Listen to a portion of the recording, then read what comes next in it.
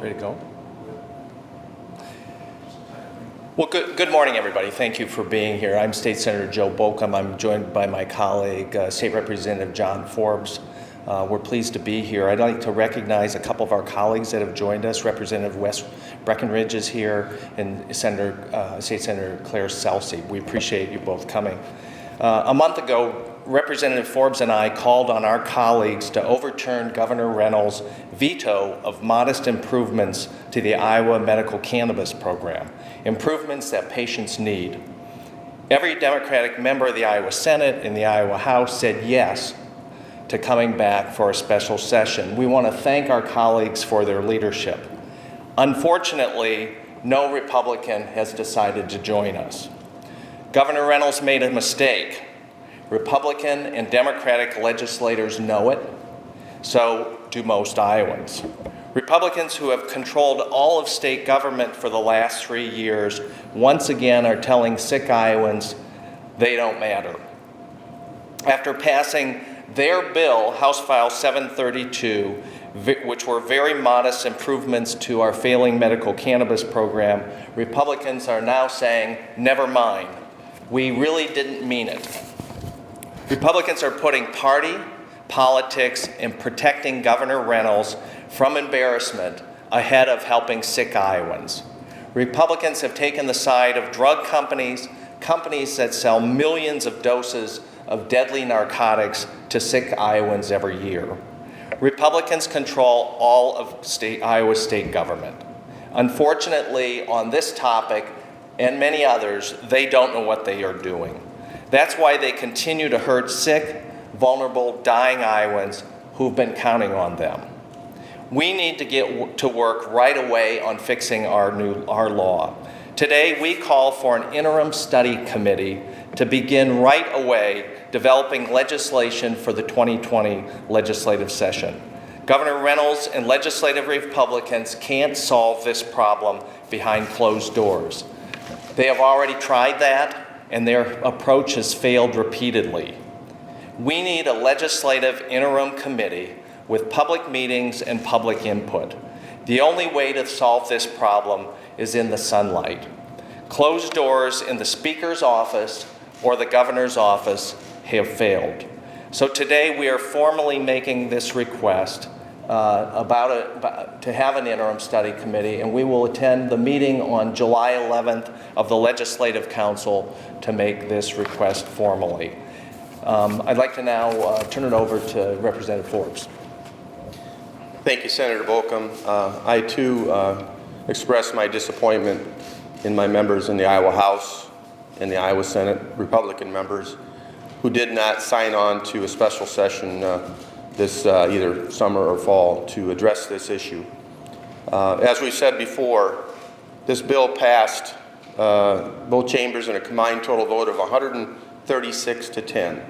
That's over 90%, way over 90% of all the members in the state capitol voted for this. And so it's very disappointing when the governor vetoed it without really sitting down and discussing this with members in both parties. After we adjourned, I had asked for twice to have a meeting with the governor to talk about this legislation. Being a pharmacist, I understand the pharmacokinetics of drug therapy and how they work in the body. And I was very disappointed that the board that was put together by the governor could not come in agreement with what the legislature had passed this past session.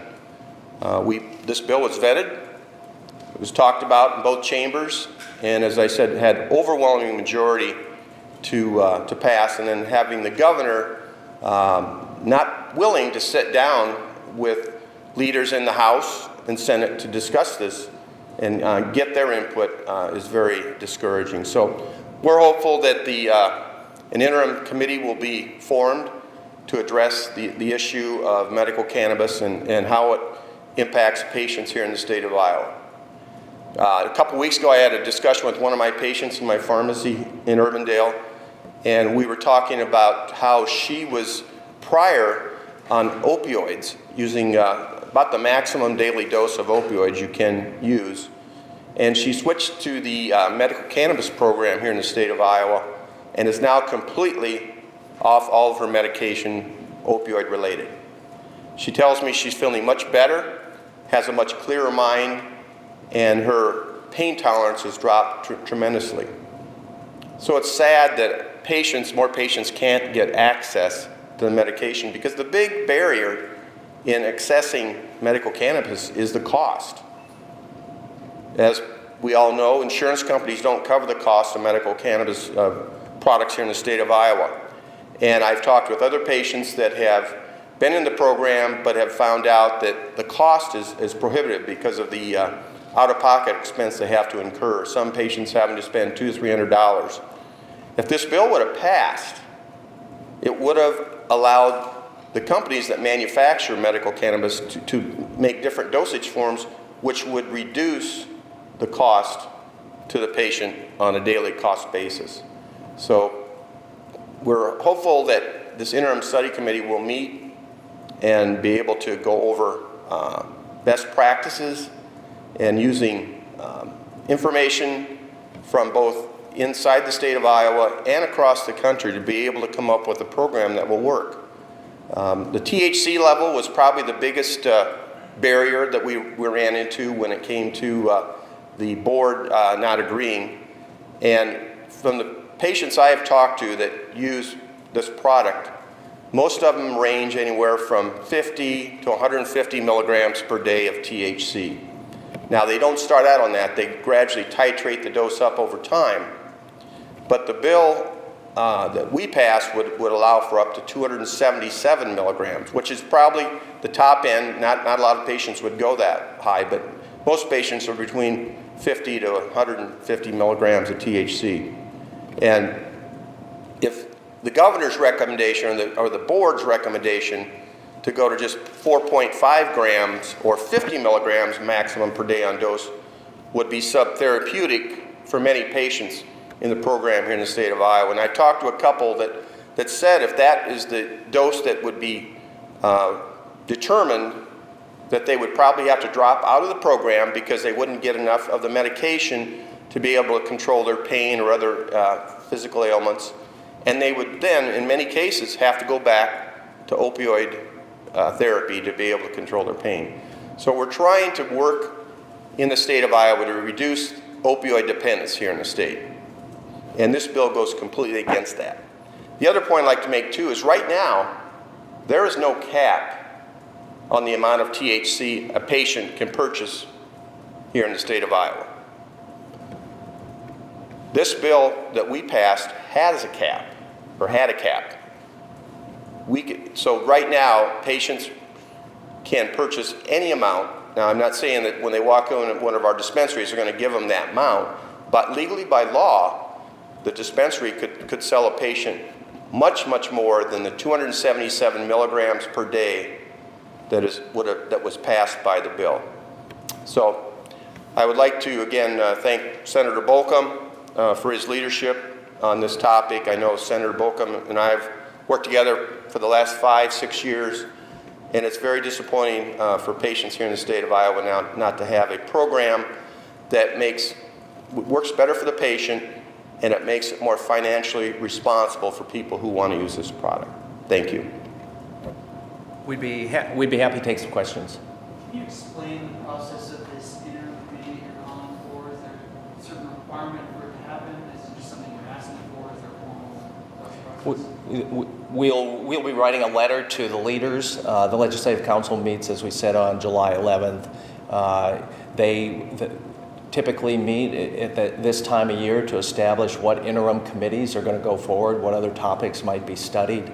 There was no request for this during the legislative session, but the leaders are able and at their prerogative can establish interim committees on July 11th. And we hope they'll consider this one. I think all the legislative leaders and the governor have said we have work to do during the interim to fix the law, and we think that is the best process. Bring legislators together who are going to be here in January of 2020 to come together. And I think the most important part of the interim is the need to hear from patients.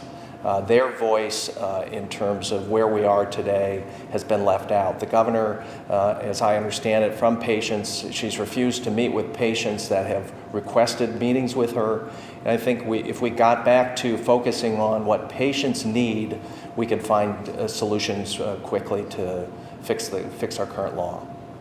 So we hope that legislative leaders will agree with us and identify legislators that have worked on this issue and want to come to Des Moines between now and the first of the year and work on a plan, so when we come back here in January, we've got the details figured out. While you're in the process of calling on your colleagues to ask for this special session, did you have any conversations directly with any of your Republican colleagues? Do you know why you chose to sign on? Well, I talked to one of my colleagues who was very involved in the Senate working on this. He was disappointed. He worked pretty hard, I think, behind the scenes after we adjourned to get a signature from the governor. I think they just, frankly, don't want to embarrass their leader. I mean, the governor is the leader of the Republican Party. She's their governor. It's difficult for legislators to stand up to that. I know back in 2004, I think maybe it was 2006, I was here in the legislature when we overrode a veto that Governor Vilsack had made. And it's not fun to stand up to your governor and make that call, but it was the right thing to do back then, and it's the right thing to do now. So I think that's a big pressure on them. The governor says no special session. You know, this was their bill. It's kind of ironic, today's July 1st. Many of the bills that the legislature passed go into effect today. They wrote this bill, they passed it through two chambers, and here we are. They apparently didn't believe in what they were doing, apparently. And the governor, I don't know where she was during the 100 days of the session that we were here. She should have been up here working on, if she didn't like what was in the bill, she should have been up on the Senate floor, on the House floor, helping figure out a path forward. Which colleague was that you spoke with? I spoke with Senator Zahn, who's been a strong leader on this issue. And we're going to take questions from the press, then we'll take a few extras. I also, right after the governor vetoed the bill, I also had a good conversation with Senator Green, the other pharmacist in the Iowa Capitol, and he was very disappointed too, and indicated that he had anticipated the governor signing it, and was very disappointed. So he pledged to me too that he wants to work next year in a bipartisan way to be able to pass a comprehensive medical cannabis bill that will benefit people here in the state of Iowa. Yeah, I think most members thought they did good work and would be happy had the governor had signed the law. And now here we are. I think it's important that we, again, stay focused on what the patients need. The governor wants to debate recreational marijuana. She wants to debate traffic fatalities and the like, and those are important issues, but we should debate those as separate issues. We really hope that the governor will begin to meet with patients and get up to speed on what they need, because the talking points that she keeps repeating kind of suggests that she's really out of touch with what patients in our state need. The people that have cancer, people that have multiple sclerosis, HIV/AIDS, they're not looking to party. They're looking to have their medical conditions met by having access to higher amounts of THC in that medicine, and that's what needs to happen. And as long as the governor doesn't understand that and continues to kind of repeat these talking points that show that she's pretty uninformed about what patients need, we're not going to make progress. One of the points I'd also like to make too is in the legislature there are about 5 or 6 healthcare professionals. 2 of them be myself and another pharmacist, Tom Green, I mentioned. We have a physician, nurse practitioner. All of these healthcare professionals voted for this bill. So we have background in medicine and understand what goes on the side of medicine and how patients respond to medical treatments. Unfortunately, The board, are not elected officials, decided to go a different way in making the recommendation to the governor not to sign the bill. We put our names on the ballot every 2 or 4 years and are accountable to our constituents. The Medical Cannabis Board doesn't have to really be accountable to anybody. They're appointed by the governor.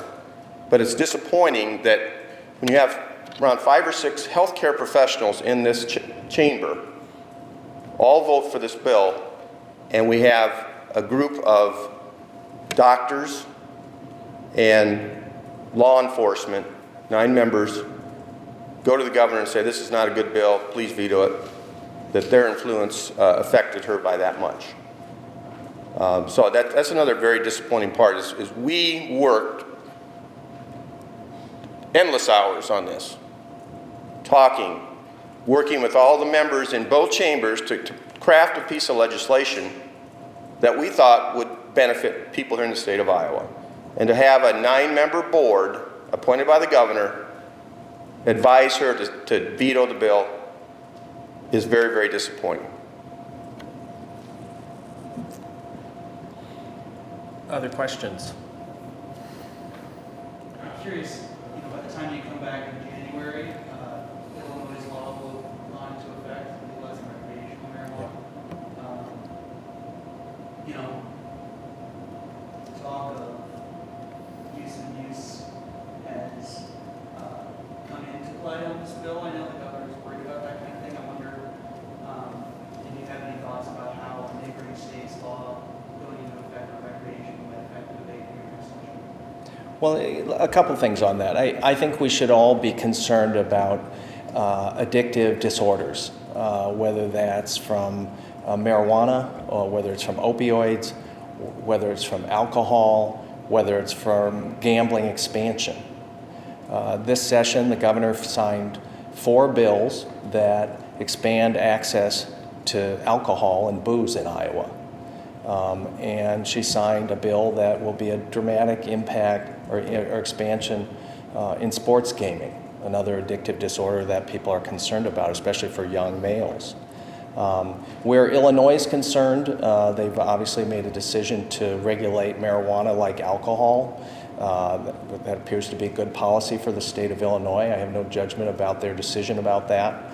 I think it will do a couple things. I think medical cannabis patients who want access to more effective, lower cost medicine will unfortunately have to break the law and travel over to Illinois to get the medicine they need. So I think oddly that'll be probably good for medical cannabis patients, people that suffer from cancer and MS and Crohn's disease.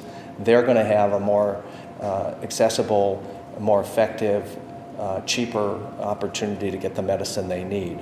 I think the downside of that for Iowa's program is that we have businesses that have invested literally millions of dollars in the manufacture of medicine and the dispensing of medicine for Iowans. And if they don't see sufficient patients to make their business models work, because those patients are seeking and getting medicine cheaper and more effectively over in Illinois, I think it puts in jeopardy, frankly, the stability of Iowa's medical cannabis program. Because as you know, in order to have a bona fide program and a legal program, the medicine has to be produced here in Iowa and made available to patients here in Iowa. It is illegal for somebody in Davenport who's got cancer to go over to Rock Island and get the medicine they need and bring it home. That is illegal. Now, it's unfortunate that we put a sick person in Davenport in that position, but I think as we know today, Iowa patients have gone to other states. They've gone to Colorado, they've gone to Washington, they've gone to Michigan, they've gone to Illinois, they've gotten their medicine and they've come home with it. If you're chronically sick, that's an added pressure to worry about the criminal penalties that are associated with having marijuana here in Iowa. So I think it's complicated, but I do think what's happened in Illinois puts Iowa's program at risk because patients are going to go there to get medicine and they're not going to shop here in Iowa at the businesses we've licensed.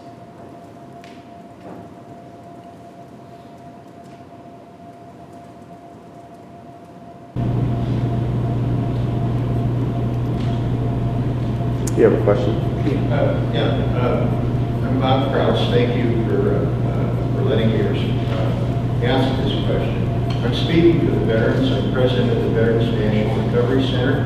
And in the original medical cannabis bill, the veterans were shut out. The two main afflictions that combat veterans deal with are post-traumatic stress disorder and traumatic brain injury, neither of which are listed as an acceptable condition to be treated for. And I know personally of veterans that, post-traumatic stress disorder veterans that take marijuana illegally for anxiety, which is a component of PTSD, and also acute sleep insomnia. And they're cut out of this. You're talking about having this as a system that is big enough to make the profit motive work. Well, if you take out veterans across the state of Iowa, you pretty much eliminate the opportunity to make that an economically stable platform. And that doesn't even include the people with traumatic brain injury, where many of them use this for migraine headaches, which is a big side effect when you've had a bomb go off fairly closely to you. So will you be able to press to include veterans' conditions in the new bill when it comes through? Well, in the past, the Senate actually has passed on a couple different occasions PTSD as a qualified condition. Those bills did not become law. The current law was written by Speaker Uppmeyer and was passed back in 2017, didn't include that. The Medical Advisory Board was petitioned to add PTSD as a qualifying condition, and they denied that. We had a veteran actually about a year ago request from our Medical Cannabis Board that they add that condition, and they don't think there's evidence. They apparently don't think there's evidence to add that as a condition.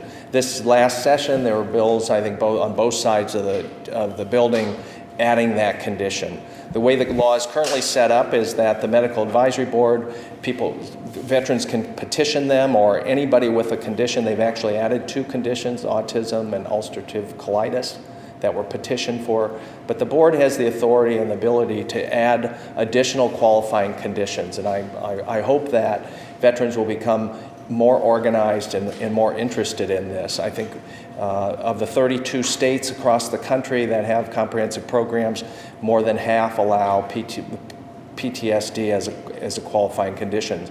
Over the last few years, we've met in this building. Vietnam veterans have come to the legislature, asked for this, and of course Iraq and Afghanistan war veterans as well. About 25% of returning vets have PTSD. The challenge to PTSD is we don't really know all the best ways to treat it right now, and people want access to cannabis to see if that might be effective for them. So I'm supportive of it. I hope we can get it. It's something that veterans, if they're interested in this, ought to file a new petition and go before the Cannabis Advisory Board and see if we can get them to change their mind. Otherwise, the legislature can always add that as a condition if we choose to do it. Well, I think it's obvious that many people feel that the current advisory board has been non-responsive, and so we would prefer to be part of the legislative solution. Those people on the board are not elected.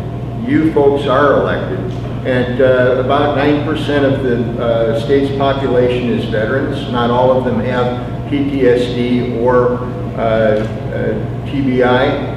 But if you go back to my generation, I looked at a complete generation of Vietnam veterans that used that. Now you look at the younger generation coming up with the post 9/11, and what's their solution? Opioids. So what's more effective, opioids or medical cannabis?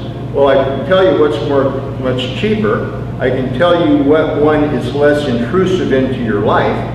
I think that unless you push this, it is going to slide right underneath the carpet again. And we just don't need that. Thank you. Thanks for coming. Thanks for your question. Thanks, everybody.